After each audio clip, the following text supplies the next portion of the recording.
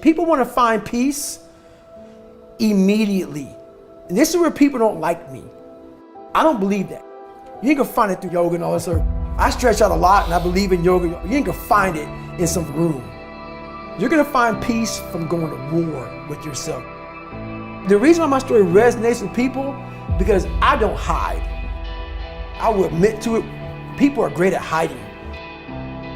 So they want to just find peace. No, you gotta take your shit, fix whatever's fucked up in you, don't just shove it under the rug, fix it, and then you'll find some peace later.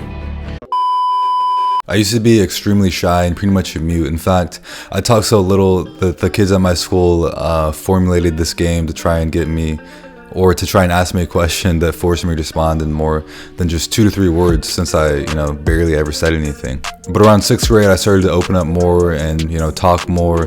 But to my horror, I found that I actually had a pretty bad stutter. And so during 6th grade, we actually had this school play where, I was forced to take on this role that had all of these lines, and I ended up stuttering in front of the entire grade, and that experience absolutely and utterly humiliated me. I just wanted to be able to speak. There were times when I literally was just trying to say one word, but this block in speech just refused to budge, and I would put so much effort in that I would actually run out of breath just trying to say this one word. And so after that, I would just go in my room and cry tears of frustration. So as I battled this block in speech, I realized that sometimes I'd be able to substitute one word for another word, and this allowed me to sort of get around that block in speech and to be able to speak freely, essentially.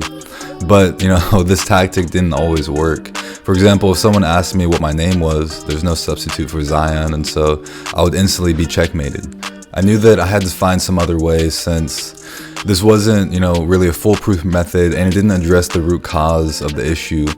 And I wasn't really sure where to turn next, and so that's when I started talking to Goggins.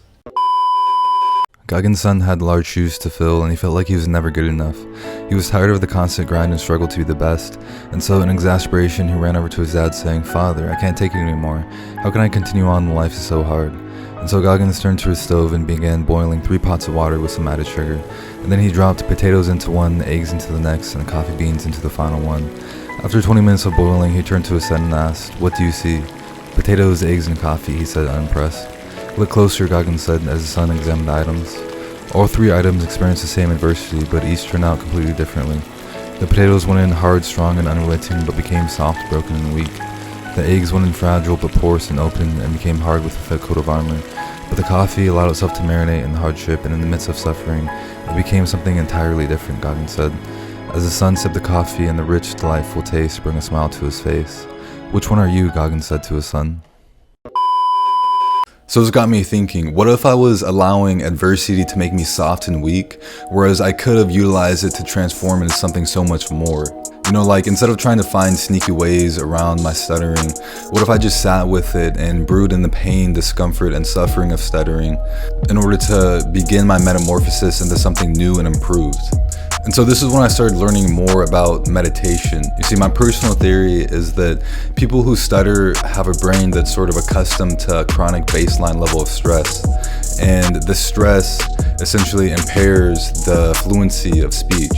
Because when I'm alone and all by myself, I can speak as though I had never even stuttered in my entire life. But it's only when I start engaging in social interaction that anxiety flip is switched on, and I start tripping over my words. So what if I could reprogram my brain to be chronically chill and at ease, rather than constantly stressed out and filled with anxiety?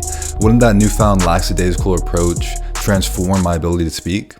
And so as I've begun my daily practice of meditation and visualization, meditating 15 minutes in the morning and 15 minutes at night right before I go to sleep, I noticed that I started to develop a new baseline of, relaxation and tranquility, rather than, a baseline of relative anxiety.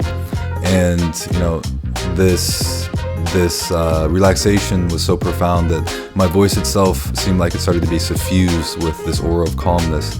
So much so that, one time when somebody asked what my name was, I felt anxiety come on, I felt like I was gonna have a block in speech, but I had been meditating, and so when this block did come on, I graciously sidestepped it and spoke my name. I spoke exactly what I had intended to say, as though the block weren't even there. And as anyone who actually stutters knows, this is profound, because whenever we have a block, is basically guarantees a 100% chance that you will stutter. But because I was so relaxed, I was able to just subtly, smoothly, graciously break through that wall and say exactly what I had intended to say. And so now, as long as I stay faithful to my daily meditation practice, meditating 15 minutes in the morning and then 15 minutes right before I go to sleep, I basically have improved my fluency to the point where some people that I've known for years had no idea that I've ever stuttered in my entire life. But fuck what other people think about me. The thing that I'm most proud of is how I was able to allow myself to marinate in this adversity, which lit a fire under my ass to find a solution to this issue. And I can undoubtedly say that I've undergone a process of metamorphosis as a result. Alright guys, so I hope you liked that video. Drop a like, comment, and subscribe. If you guys want a free guide to explain to you the exact tactics that I use to significantly increase my own fluency, feel free to check out my free guide Brute Force, which is going to go more in depth. The link's going to be in the description. So yeah, I'll see you guys on the next video, and as always, keep dreaming while you're awake. Peace. You ever wonder what it feels like when dreams bleed into real life? Seen scenes from TV get realized. Palm trees, a soft breeze, and chilled ice till tides wash away our problems in the spilled wine.